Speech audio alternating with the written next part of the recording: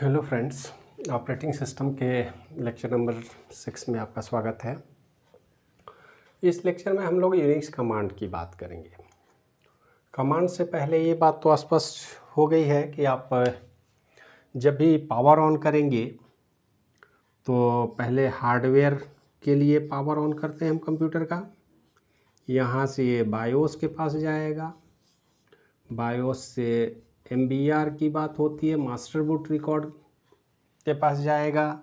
यहाँ से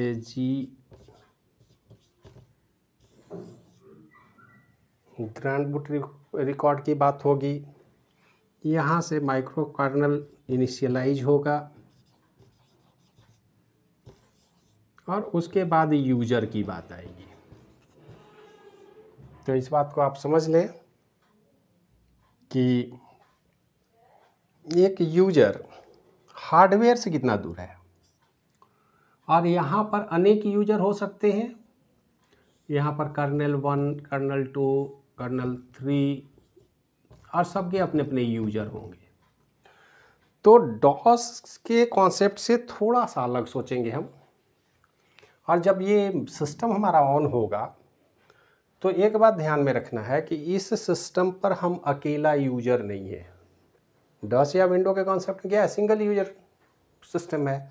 तो सिंगल यूजर सिस्टम हम ये मान के चलते हैं कि पूरा सिस्टम हमारा है, लेकिन यहाँ पर हम ऐसा कभी नहीं मानते हैं। यूनिक्स या लाइनक्स की बात करें तो हम ये मान के नहीं चलेंगे कि पूरे सिस्टम में हम हैं।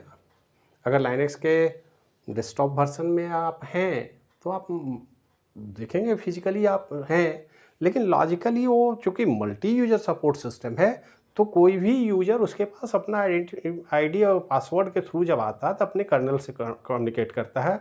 ये पूरा सिस्टम तो बिल्कुल अलग है। तो यूजर एक से अधिक हो सकते हैं। अगर फिजिकली आप अकेले हैं तब भी आप ये मान के चलेंगे कि हमारा हार्डवेयर या ऑपरेटिंग सिस्टम ये मान के चल रहा है कि हमारे पास मल्टीपल यूजर हैं। मतलब पूरा कंट्रोल आपको वो नहीं देता है। ऑपरेटिंग सिस्टम वो मान के चलता है हमारे पास बहुत सारे यूजर हैं और कोई पर्टिकुलर यूजर को हम पूरा कमांड सिस्टम एडमिनिस्ट्रेटर नहीं बनाएंगे। सीधी सी बात है। तो आप एक सिंपल यूजर हैं। यूजर जब भी मशीन को बूट करता है, लॉगिन करता है, हम ये मान के चल रहे हैं कि आप अपना प्रॉपर ऑथराइजेशन के साथ अपना यूजर नेम, यूजर आईडी और पासवर्ड दे करके सिस्टम में लॉगिन किए, आपका डेस्कटॉप आ गया। अगर लाइनक्स की बात करें तो, और यूनिक्स में है तो आप कमांड प्रॉम्प्ट पर आएंगे। तो सबसे पहले हमको कमांड प्रॉम्प्ट आएगा और हम जानते हैं कि कमांड प्रॉम्प्ट डॉलर हो सकता है। अगर सी सेल हम यूज कर रहे हैं तो % हो सकता है, लेकिन यहाँ ज़्यादातर डिस्कशन हम डॉलर प्रॉम्प्ट की बात करेंगे। और अगर हम डॉलर प्रॉम्प्ट की बात करें तो प्रॉम्प्ट आने का मतलब है कि आपका सिस्टम रेडी है आपकी बात को सुनने के लिए, आपकी कमांड को रिसीव करने के लिए। ये तो क्लियर हो गया। अब यहाँ पर कमांड जब भी देते हैं तो एक बात ध्यान में रखना है कि यहाँ पर छोटे छोटे कमांड हैं। ठीक डॉस की तरह, डॉस से भी छोटे छोटे कमांड हैं। 1 कैरेक्टर, 2 कैरेक्टर, 3 कैरेक्टर का कमांड है, क्योंकि जिस समय ये बनाया गया था मल्टी यूजर, उस समय मेमोरी का बहुत समस्या होता था। मेमोरी बहुत कम होते थे मशीन में, तो ज़्यादा बड़ा बड़ा कमांड हमने डिज़ाइन नहीं किया। एकदम छोटे छोटे कमांड हैं और वो प्रॉपर वे में काम करते हैं। और लेकिन अब यहाँ पर देखिए, कमांड देने का जो तरीका है वो पहले समझना होगा ताकि हम कमांड दें तो हमें कोई समस्या ना हो। सबसे पहला कंडीशन है कि all Unix command must always be entered in a small case letter. ये निश्चित रूप से स्मॉल केस में ही होंगे, ये फिक्स है। ठीक उसी तरह जैसे ईमेल आईडी में हम लोग स्मॉल केस की बात करते हैं, कैपिटल की बात नहीं करते हैं। यहाँ भी हम जितने भी कमांड होंगे वो लोअर केस में होंगे, यहाँ पर अपर केस की बात नहीं करेंगे। दूसरा बात कहता है कि हर कमांड के साथ कुछ न कुछ ऑप्शन भी उपलब्ध होते हैं। मतलब between the command and the option that may be available with the command there must always be a space और टैब। स्पेस या टैब के साथ हम ऑप्शन ऐड करेंगे। मतलब मेन कमांड के बाद स्पेस देंगे, स्पेस देने के बाद हम ऑप्शन की बात करेंगे, एक साथ नहीं देंगे। अदरवाइज कमांड का मीनिंग चेंज हो सकता है, कमांड हो सकता है एग्जीक्यूट ही ना करे। इसके बाद तीसरा पॉइंट कहता है कि 2 और more options available with A command can easily B combined. अगर 2 कमांड हैं तो दोनों कमांड को एक साथ हम कॉन्केटनेट कर सकते हैं। मतलब मान लेते हैं जैसे एक कमांड है ls, इसके साथ हमको देना है /d/a। तो इसको हम इस तरह से कर सकते हैं डॉलर प्रॉम्प्ट में कि ls स्पेस DA। तो ये दो ऑप्शन है, तो दोनों ऑप्शन हाइफन के साथ दिए जाते हैं जनरली ऑप्शन। तो इस हाइफन को एक सिंगल हाइफन के साथ दो अलग अलग ऑप्शन को कॉन्केटनेट किया जा सकता है, ये ध्यान में रखेंगे। If you make a typing mistake press back space to erase character. स्वाभाविक है कि हम जब कमांड लाइन की बात कर रहे हैं तो हमारा मेन इनपुट तो कीबोर्ड है।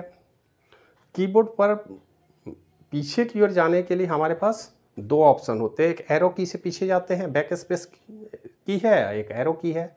तो हम हमेशा बैक स्पेस की से मिटाने की कोशिश करेंगे, एरो से पीछे नहीं जाएंगे आप, ये ध्यान में रखना होगा।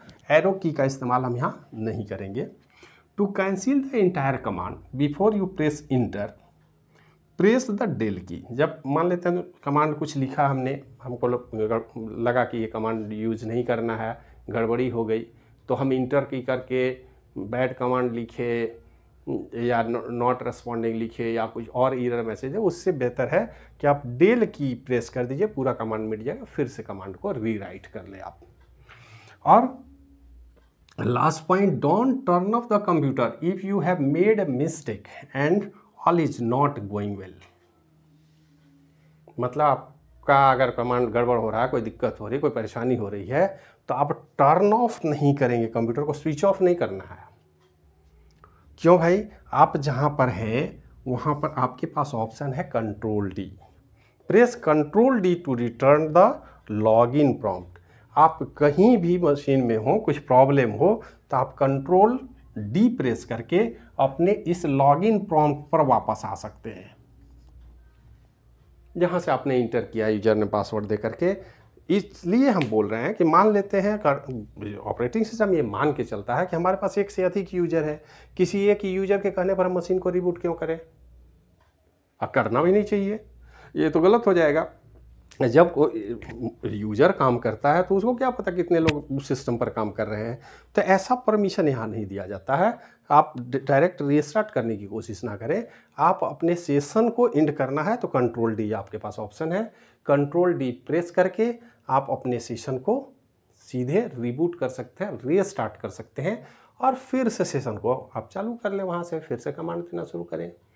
क्योंकि यूजर को ऑपरेटिंग सिस्टम एक पर्सन के रूप में, एक स्टैंड एलोन पर्सन, ये सिंगल यूजर को मानता है। इसके पास कैपेबिलिटी है बहुत सारे यूजर का, तो ये बहुत सारे यूजर को मैनेज करता है। सिंगल यूजर के कहने से ना मशीन रीस्टार्ट होगा ना उसको ऑफ करेगा। हाँ, फाइनली जब आप प्रॉम्प्ट पर आते हैं तो उसको रीस्टार्ट करें, उसको बंद करें, सिस्टम को फाइनली आप क्लोज कर सकते हैं।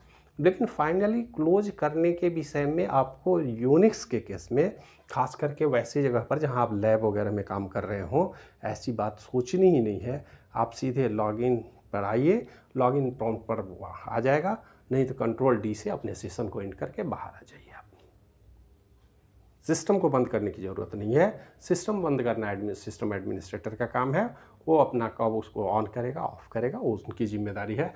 हमने अपने टर्मिनल को क्रिएट किया, अपने लिए माइक्रो कर्नेल बनाया, अपना सेल बनाया, अब उस पर हम टर्मिनल पर काम कर रहे हैं। मतलब हर यूजर एक यूनिक टर्मिनल के थ्रू एक्सेस करता है ऑपरेटिंग सिस्टम के सर्विस को, दूसरा कोई ऑप्शन नहीं है। इसलिए यहाँ पर जब भी आप कंप्यूटर में काम करें तो आप अपने आप को ओनर नहीं मानेंगे।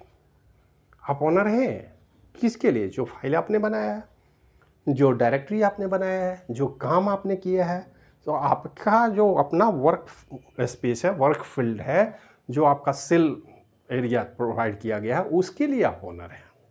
पूरे ऑपरेटिंग सिस्टम के ओनर आप नहीं हैं। तो इस बात को ध्यान में रख करके तभी आप कमांड रन करने की कोशिश करेंगे, ताकि आपको कमांड को रन करने में कोई दिक्कत ना हो। तो इतना कुछ अगर ध्यान में रखेंगे, फिर आप यूनिक्स के कमांड को रन कर पाते हैं या रन करने की स्थिति में है। अब कुछ जो इम्पोर्टेंट कमांड, तो 200-300 बहुत सारे कमांड हैं, सारे कमांड को याद रखना संभव नहीं है। और उसके लिए तो आप फिर बुक लेंगे कि कमांड को पढ़ेंगे, एग्जीक्यूट करेंगे, या किसी प्रोफेशनल फील्ड में आप ज्वाइन करते हैं तो वहाँ आपको ट्रेनिंग दी जाएगी कमांड की। लेकिन ये बेसिक जो लेक्चर हमने बनाया है वो इसलिए कि बेसिक कॉन्सेप्ट आपका क्लियर होना चाहिए कि यूनिक्स में हम क्या कर रहे हैं, कहाँ हैं, कैसे काम करना है, यहाँ पर काम करने का तरीका क्या है, और डॉस विंडो का जो कॉन्सेप्ट है हमारा वो बिल्कुल अलग है, उसको आप इसके साथ मैच करने की कोशिश नहीं करेंगे।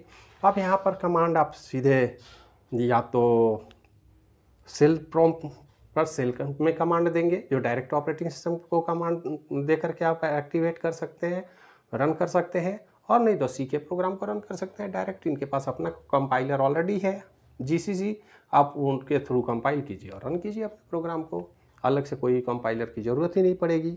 तो इसके बाद अब हम लोग देखेंगे कि कौन कौन से इम्पोर्टेंट कमांड है जिनके विषय में आपको जानने की ज़रूरत है।